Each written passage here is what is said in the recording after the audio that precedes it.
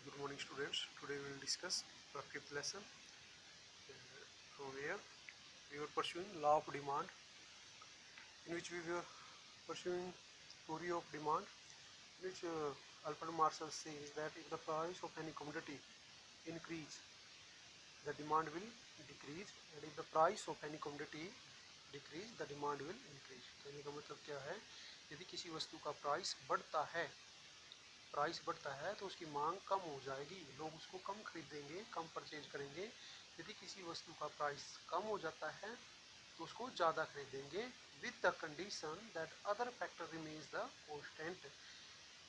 ये कंडीशन है कि जो अदर फैक्टर्स हैं वो सेम रहे। अदर फैक्टर्स का मतलब है कि जैसे इनकम आदमी की चेंज नहीं होनी चाहिए, उसका जो फैशन है उस गुड्स का वो चेंज नहीं होना चाहिए, ठीक है।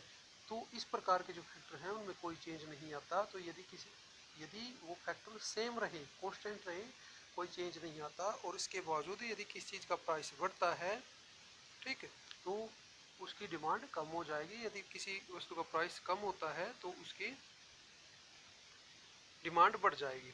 अब इसमें कहता है, सेकेंड ऑप्शन में बताता है ये प्राइस ऑफ रिलेटेड गुड्स। अब ये प्राइस ऑफ रिलेटेड गुड्स क्या होता है? देखो, एक वस्तु का प्राइस दूसरी वस्तु के प्राइस पे भी डिपेंड करता है, ठीक है। ये डिपेंड करता है कि उस वस्तु को जो उसके कंपटीटर हैं उन, या जो दूसरी कंपटीशन में वस्तु है उनका प्राइस क्या चल रहा है, दूसरी वस्तुओं का प्राइस भी इफेक्ट करेगा। कैसे इफेक्ट करेगा? मान लो दो शॉप्स है, ठीक है। एक शॉप्स ने अपनी गुड्स का कोई प्राइस चेंज नहीं किया, ठीक है। मान लो वो 5 रुपीज़ है उसका प्राइस, और 100 यूनिट सेल हो जाती है, ठीक है। मान लो जो सेकंड शॉप्स है, जो आपका कंपटीटर है, वो अपनी वस्तु का प्राइस घटा देता है, ठीक है। जैसे for example you can take the example of soaps. आप साबुन का एग्जांपल लो, you have Dettol and second one have Lifebuoy. अब your price is fix, for example 10 rupees per piece, 10 rupees का एक पीस है, और आपकी डिमांड 100 के आसपास, या 100 फिक्स है कि 100 आपके कंज्यूमर है। अब क्या होता है, लाइफबॉय का भी 10 है, ठीक है, और उसके भी कंज्यूमर फिक्स है।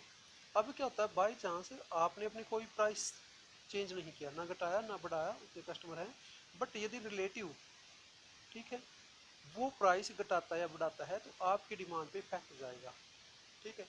यदि वो लाइफबॉय के प्राइस 50% ऑफ कर देता है, मान लो उस आधे प्राइस कर देता है, तो आपके कस्टमर वहाँ चले जाएंगे, इसका भी इफेक्ट पड़ता है। इसका मतलब क्या? Price of related goods. यदि रिलेटेड गुड्स के प्राइस में कमी या ज़्यादा आती है तो आपकी डिमांड पे भी इफेक्ट पड़ता है। यदि वो अपने प्राइस बढ़ा देता है, मान लो लाइफबॉय का रेट डबल हो जाता है, ठीक है, और आपने अपनी प्राइस में कोई चेंज नहीं किया, तो उसके कस्टमर क्या होंगे? आपकी शॉप्स पे आ जाएंगे, आपके कस्टमर, या आपकी डिमांड बढ़ जाती है। तो रिलेटेड गुड्स का मतलब क्या होगा कि यदि दूसरी वस्तु के प्राइस में इफेक्ट आता है, कमी या ज़्यादा होती है, तो उसका हमारी डिमांड पे, हमारी वस्तु की डिमांड पे क्या इफेक्ट पड़ता है, that is called price of related goods. अब जो गुड्स हैं वो दो प्रकार की होती हैं, ठीक है। इसमें दो प्रकार की बताया इसने, एक होती है सब्स्टिट्यूट्स गुड्स, दूसरी होती है कॉम्प्लीमेंट्री गुड्स। ये ध्यान से देखेंगे, सब्स्टिट्यूट्स गुड्स क्या होती है? Substitutes goods are those goods which can be use on another goods place.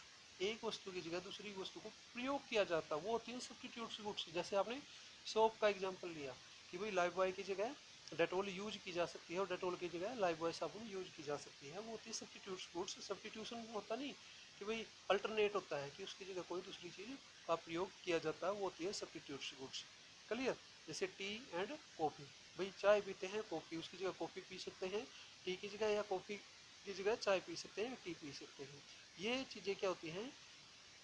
Substitutes goods. और इसका इफेक्ट क्या पड़ेगा? यदि आपके कंपटीशन वाला अपनी वस्तु का प्राइस बढ़ाता है तो आपकी डिमांड पे कैसा इफेक्ट होएगा? Positive.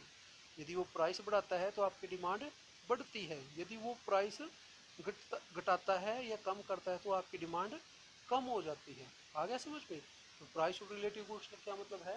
There is positive relationship between the price of relative goods and your demand.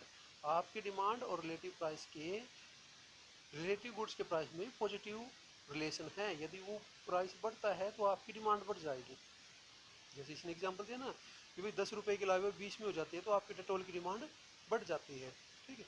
यदि वो प्राइस कम कर देता है, वो 50% ऑफ कर देता है आधा प्राइस कर देता है तो आपकी डिमांड कम हो जाती है। There is positive relationship between the related goods price and your demand.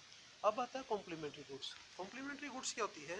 Complementary goods are those goods which works together, जो दोनों साथ साथ काम करते हैं। पेन एंड इंक, यदि मान लो इंक है, बिना पेन के इंक काम नहीं आएगी, और बिना इंक के पेन काम नहीं आएगा, तो दोनों साथ साथ चलती हैं। Those goods which works together, जो दोनों साथ साथ काम करते हैं, वो कॉम्प्लीमेंट्री गुड्स होती है। अब इसमें कैसा रिलेशन है? यदि मान लो, जैसे दूसरा एग्जांपल ले लेते हैं, कार एंड पेट्रोल। ठीक है कि भाई बिना पेट्रोल के कार नहीं चलेगी, आगे समझ में, तो दोनों साथ साथ चलेंगी। अब इसमें क्या होता है, यदि मान लो दो शॉप्स हैं, एग्जांपल लेते हैं, एक पे कार है, एक पे पेट्रोल। ठीक है, अब यदि पेट्रोल का रेट बढ़ता है तो कार खरीदने वालों पे, कार की डिमांड पे क्या इफेक्ट जाएगा? ठीक है, आया नहीं समझ में? क्या होता है इसका मतलब? क्या होता है, देखो दो वस्तुएं हैं, कॉम्प्लीमेंट्री गुड्स है। ठीक है, कॉम्प्लीमेंट्री गुड्स समझ गया आप, कार एंड पेट्रोल। अब पेट्रोल का रेट बढ़ता है और आपकी शॉप्स किसकी चीज़ की है, या आप सेल किस चीज़ का करते हैं? कार का। ठीक, पेट्रोल का रेट बढ़ जाता है तो आपकी कार की डिमांड पे क्या इफेक्ट पड़ेगा? डिमांड बढ़ेगी या घटेगी? यदि पेट्रोल का प्राइस बढ़ जाता है और आपकी शॉप्स है पेट्रोल से चलने वाली कारों की, तो उसकी भी डिमांड पे क्या इफेक्ट पड़ेगा? वो